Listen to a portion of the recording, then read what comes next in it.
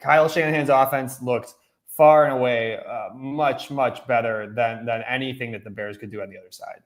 Yeah, and you kind of wonder what is that a result of, right? Is it Yeah. a result of, obviously we heard about how things went in Detroit and obviously with Eberflus and that kind of stuff, but this was Eberflus's defense that, kept up the consistency of not breaking, and obviously you just kept bending.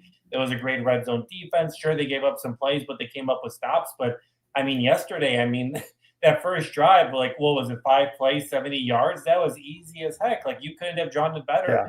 Yeah. And you've seen a lot of people say maybe like, well, it's a scripted play, it's the first play.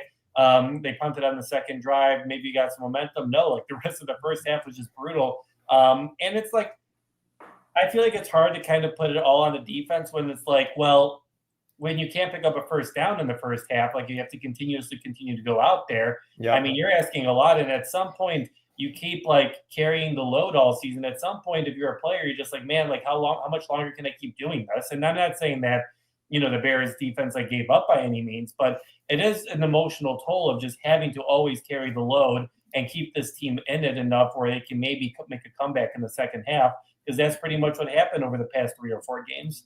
It reminds me a little bit in some ways of the 2019-2020 Bears teams where it was similar. Like they weren't maybe as good as they had been defensively in 2018, but they were still a good unit. And it's hard to ask any defense to bend, don't break for so long. Because eventually the floodgates open for a game or two here and there, and you're going to have duds like that.